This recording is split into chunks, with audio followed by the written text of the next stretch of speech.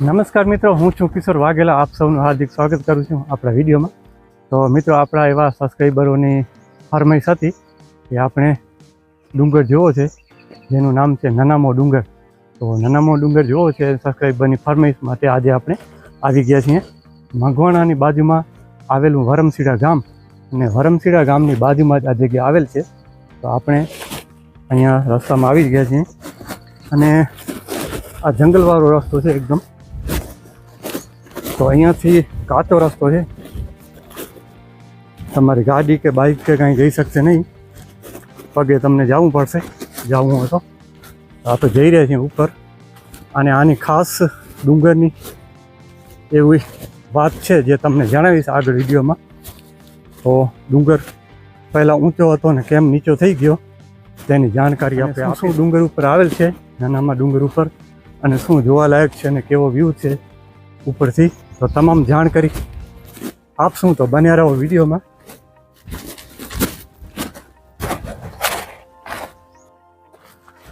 તો મિત્રો, અહીંયા આજુબાજુમાં બહુ ખોદકામ જેવું લાગી રહ્યું છે. શું બનાવ્યું છે ખબર નથી, પણ આવું ખોદકામ અહીંયા વધારે છે. ને આપણે રસ્તામાં આગળ વધી રહ્યા છીએ. જંગલવાળો રસ્તો છે એકદમ, કોઈનો અવાજ પણ નથી અહીંયા આગળ. અને અહીંયા પણ જોઈ શકો છો આપ, સુંદર મજાનું ખોદકામ કરીને શું બનાવ્યું છે ખ્યાલ નથી આપણને. અને રસ્તામાં આપણે ભટકીને જઈએ તો ઠીક છે, તો વિડીયોમાં બને રહેજો. કારણ કે આપણે પહેલી વખત આવ્યા છીએ, રસ્તાની ખ્યાલ નથી, પરંતુ જંગલમાંથી ઘણી એવી આવી નાની નાની વાટો છે અહીંયાથી ફૂટે છે. તો કેવો રસ્તો છે આગળ જાશું તો આપણને ખબર પડશે.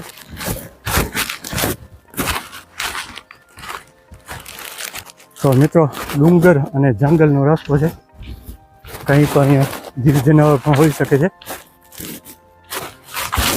પણ અહીંયાથી સામે આ ડુંગર અને અહીંયા પાણીનો વેન, ઝીણા જાડા એવા નાલા પણ આવેલ છે.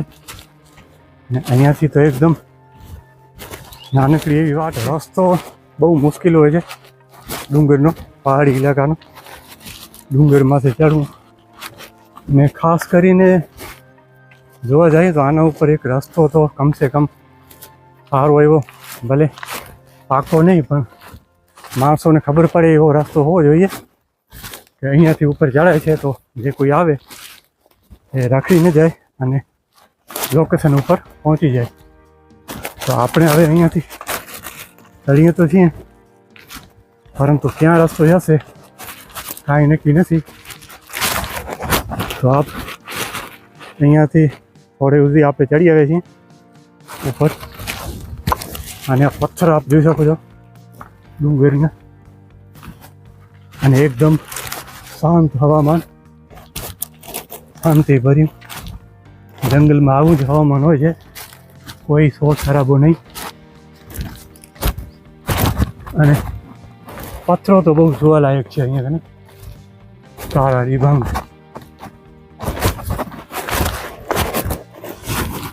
અને જીવજંતુ અહીંયા ચોમાસાની સિઝન છે તો હોઈ શકે છે, જેના કારણે આપણે સંભાળીને ચાલવું છે. અને આપણે અહીંયા બે રસ્તા જાય છે, એક આ બાજુ છે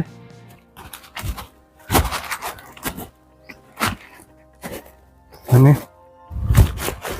એક આ બાજુ. તો હવે આપણે આલે રસ્તે જ જઈશું.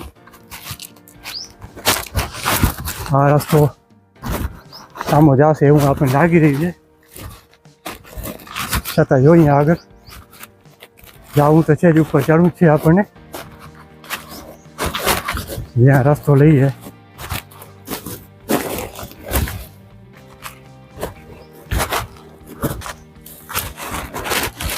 તો મિત્રો, આપણે નીચે વડીલ બેઠા હતા અને તેને પૂછા કરી ઉપર ચડવાનો માર્ગ. તો એ લોકો કે કાચો જ રસ્તો છે ઉપર ચડવાનો, અને લગભગ 1 કલાક જેટલો સમય પણ લાગી શકે છે ઉપર ચડવા માટે. તો જે સમય લાગે એ અને હવે આપણે આ જગ્યાએ પહોંચી આવ્યા છીએ ને અહીંયાથી લગભગ સારો એવો વ્યૂ દેખાઈ રહ્યો છે. અને હજી આ બાજુ રસ્તો લાંબો છે.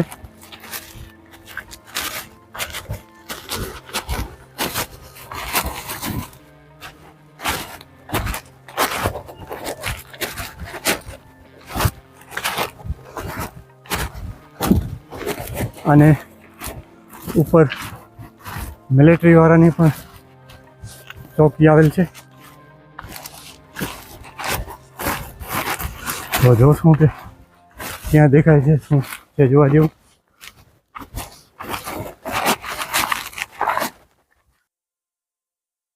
તો મિત્રો કેટલા સુધી પહોંચ્યા છીએ ખબર નથી, પરંતુ હાલત બહુ ખરાબ છે. એક તો ઠીક છે, તડકો નથી, બહુ સારું હવામાન છે, પરંતુ ડુંગર વિસ્તાર અને અહીંયા કને ચારે તરફ ડુંગર આવેલા ઝાડી, જેના કારણે હવા બહુ ઓછી આવી રહી છે. તો ગરમી વધારે લાગી રહી છે અને પગ પણ એકદમ થાકી ગયા છે, કારણ કે રસ્તો જોઈ શકો છો કે બહુ ખરાબ છે ચાલવાનો. કાચો રસ્તો છે.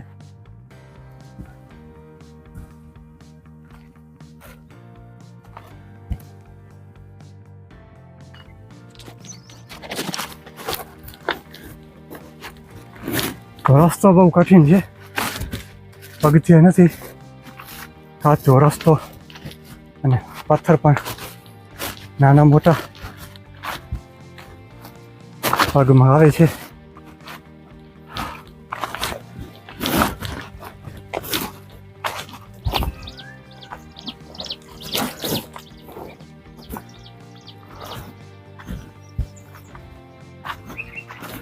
તો રસ્તો એકદમ આંટી ઘૂંટી વાળો, જેવો કે ખંડાલા ઘાટ હોય એના જેવું લાગે છે. બહુ આંટી ઘૂંટી મારી અને ચડવું પડે છે ઉપર.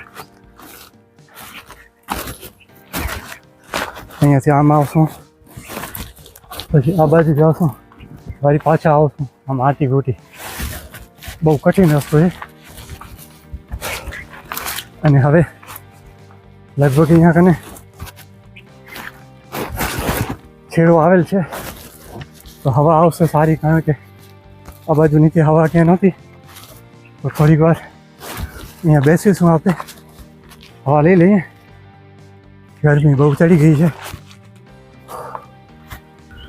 તો મિત્રો ઉપર ચડતા ચડતા ને એક લાસ્ટ પોઈન્ટ આવ્યો છે. એટલે આમ તો વચમાં જ છીએ, પણ આમ છેડાનો પોઈન્ટ છે, જેના કારણે અહીંયા હવા બહુ સારી આવી રહી છે. અને આ મોટો પથ્થર પણ આપ જોઈ શકો છો, ને આ બાજુ ખાઈ છે મોટી, ને આ પણ પથ્થર છે જેની ઉપર આપણે હાલમાં અહીંયા બેઠા છીએ. તો થોડીક હવા લઈ લઈએ, કારણ કે પસીનો બહુ વધારે થયો છે, કપડાં વપડા બધા ભીના થઈ ગયા છે. અને અહીંયા એવી સુંદર ઠંડી હવા આવી રહી છે, ને આ બાજુ ગામ પણ દેખાઈ રહ્યું છે.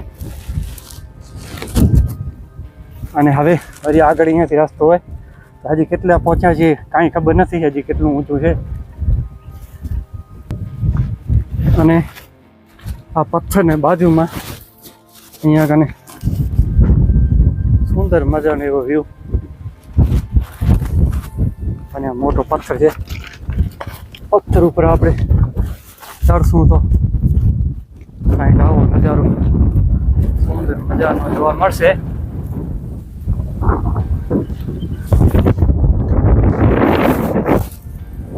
તો બહુ સુંદર એવું લોકેશન છે, પરંતુ એકલા તમે જો જાણકારી ના હોય તો એકલા નથી આવવાનું.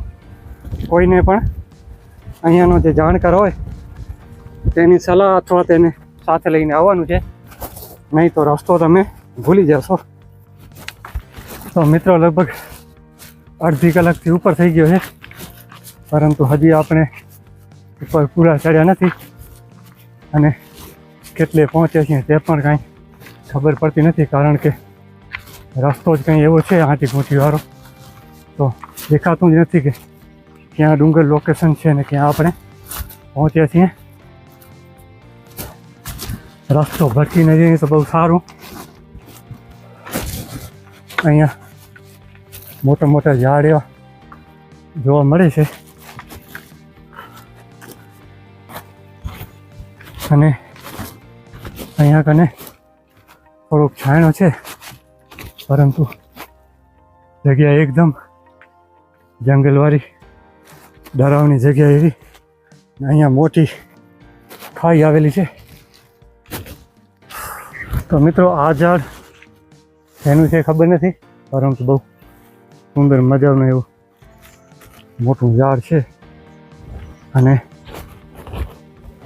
અહીંયા કને તેને રેલ પણ જોઈ શકો છો.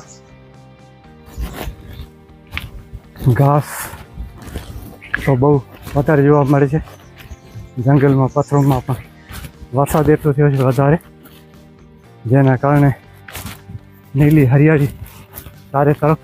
નહીં તો હમણાં તો આપણે અહીંયા હાલી પણ ન શકીએ. અને હવે અહીંયા લગભગ લાસ્ટ પોઈન્ટ એટલે ઉપર ચડવા આવ્યા હોઈએ એવું લાગી રહ્યું છે.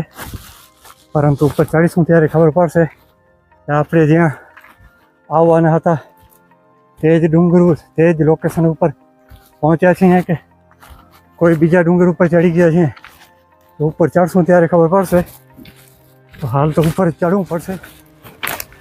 તો હવે આપણે લગભગ ઉપર ચડી આવ્યા છીએ, પરંતુ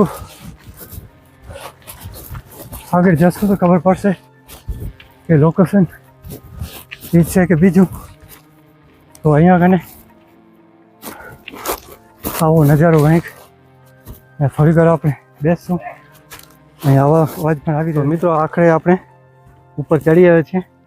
બહુ ખુશીની વાત કહેવાય, કારણ કે રસ્તો તો આડો ટેડો હતો જેના ઉપરથી આપણે ચડ્યા હતા. એમ થતું હતું કે સાચી લોકેશન ઉપર ચડશું કે રખડી જશું, પરંતુ રખડ્યા નથી. અને ઉપર બરાબર આપણે પહોંચી આવ્યા છીએ. અહીંયા કને મંદિર પણ જોવા મળી રહ્યું છે. તો જોઈએ. પહેલાં આ એક મંદિર છે.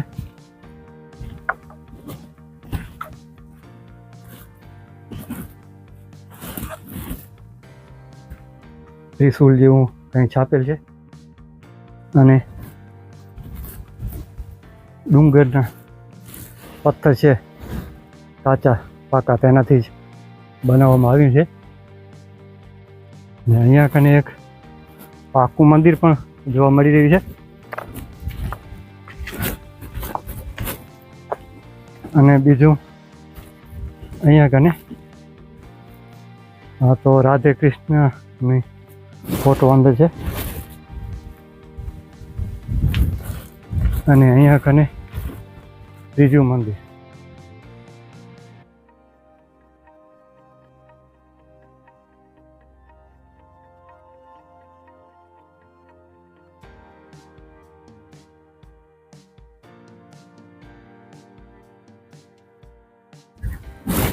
અને આ બાજુ મેન જે પંજેશ્વર દાદાનું સ્થાનક પાકું મંદિર આવેલ છે. આ મંદિર ભોલેનાથનું છે મિત્રો. અંદર શિવલિંગ નાનકડી એવી આવેલ છે. અને સાઈડમાં પણ અનેક ભગવાનની છબીઓ અને સુંદર મજાની નાનકડી શિવલિંગ અને શેષનાગ દેખાઈ રહ્યા છે. જય પાંજેશ્વર દાદા. તો દાદાના દર્શન કરી લીધા. અને અહીંયા કને નાનું એવું છાપનું પણ બનાવવામાં આવ્યું છે છાયણા માટે. બહુ સારું કહેવાય, કારણ કે પાણીની ટાંકી પણ અહીંયા પડી છે. કોઈ માણસો અહીંયા ઉપર આવે તો અહીંયા બેસી શકે છે. અને સામે જ ચોકી આવેલી છે મિલિટરીની. અને અહીંયાથી આજુબાજુનો વ્યૂ બહુ ઊંચો ડુંગર છે. અને ચારે તરફ નદી નાળા અને મોટા મોટા ડેમો અહીંથી દેખાઈ રહ્યા છે. તો આ છે નાનામો ડુંગર. નાનામો ડુંગર એટલે જેનું કોઈ નામ નથી. તેની ઉપર આવેલું છે પાંજેશ્વર દાદાનું સ્થાનક. તો મિત્રો આ મંદિરના દાતાશ્રી અને તેનું નામ લખેલું છે. અને તારીખ પણ લખેલી છે 17/8/2015. અહીં મોરલા પણ આજુબાજુ સુંદર મજાનો એવો ટંકાર કરી રહ્યો છે. તો મિત્રો આ નાનામાં ડુંગરની અમુક એવી વાતો છે કે એક વાત એવી છે કે આ જે ડુંગર જ્યારે ઉત્પન્ન થયો તે વખતે બહુ ઊંચો હતો અને પાછળ થોડોક નીચો થઈ ગયો છે ઓટોમેટિક, એવું કહેવામાં આવે છે. અને બીજી એક આપણે ઐતિહાસિક વાત જો કહીએ તો એવું કહેવામાં આવે છે કે પહેલાં જે યક્ષ હતા, જે હાલ મંદિર છે યક્ષ દાદાનું, તે યક્ષ જખૌ બંદર છે, એ જખૌ બંદરથી આવ્યા હતા અને અહીંયા કને આ નાનામાં ડુંગર ઉપર અહીંયા રોકાણા હતા, જેના કારણે તેના વજનને લીધે આ ડુંગર થોડોક નીચો થઈ ગયો છે એવું પણ માનવામાં આવે છે. તો તે યક્ષ શા માટે આવ્યા હતા? કારણ કે ત્યારે જે રાજા જે પૂરેશ્વર મંદિર છે ને તેની વેડી છે, નાની વેડી ને વડી વેડી, ત્યાં પૂરા કરીને પૂરો રાજા હતા, તે રાજાને સામે યુદ્ધ કર્યું હતું એવું કહેવામાં આવે છે. તેની વધારે જાણકારી આપણે તેના વિડીયોમાં દઈશું. તો ખાસ આ જ છે. તો આ ડુંગર ઊંચો હતો ને નીચો કેમ થઈ ગયો, તમને જો એના વિશે જાણકારી હોય તો કમેન્ટ દ્વારા જણાવજો. અને આપણે દર્શન કરી અને અહીંયા કને થોડીક વાર બેસશું છાયામાં, અને હજી આજુબાજુ શું જોવા જેવું છે તે પણ જોઈશું. તો મિત્રો આપણે ઉપર જોયું ક્યાં ક્યાં મંદિર આવેલ છે અને કેવો ડુંગર છે, તમામ જગ્યાએ ફરી આવ્યા. અને સામે મિલિટરીવાળાની પોસ્ટ હતી ત્યાં પણ આપણે ગયા હતા અને મિલિટરીવાળા પણ અંદર બેઠા હતા. તો તેની પાસે પાણી આપણે પીધો અને પાણી પીધે થોડીક વાર વાતો કરી અને પછી જમાડ્યા આપણને. આ પણ એક માનવતા કહેવાય, નહોતું જમવું તોય પાણી પીવા ગયું એટલે કે જમીને જજો. તો અલગ અલગ વિસ્તારથી છે, બધા 4-5 જણાની ટીમ છે, પરંતુ બહુ મજા આવી તેની સાથે વાતો કરવાની. અને તેનું થોડું ઘણું અહીંયા કામ છે, મંદિરમાં કરવાનું છે, તો આપણને કહેતા હતા તો આપણે કરી દઈશું તેનું કામ. કારણ કે તે હવે મિલિટરીવાળા છે છતાં પણ એને આ જગ્યા ઉપર એવી લાગણી છે, કામ કરાવે છે, તો આપણો પણ થોડોક ફરજ બને છે કે આપણાથી થઈ શકે એટલું યોગદાન આપીએ. તો બીજો વિડીયોમાં જોઈશું આપણે કે શું કામ કરવાનું છે. તો હાલ આપણે અહીંયાથી નીચે ઉતરી રહ્યા છીએ અને આ છે ઉપરનો નજારો. અને આગળ પણ હજી જોશું. તો આપણે સવારના આવ્યા હતા અને બપોરના લગભગ 11 વાગ્યાની આસપાસ ઉપર 11:30 વાગે ઉપર ચડી આવ્યા હતા. અને હવે લગભગ 2:30 વાગો આવ્યા છે. તો અહીંયાથી આપણે નીચે ઉતરી રહ્યા છીએ.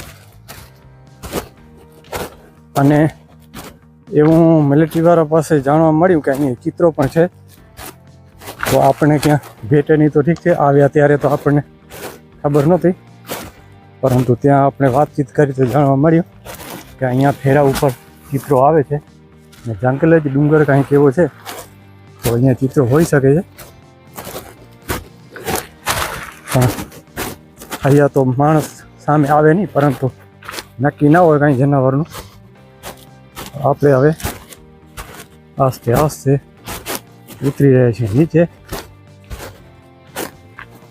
એકદમ શાંત હવામાં, જનાવરને રહેવા માટે અનુકૂળ એવો ડુંગર.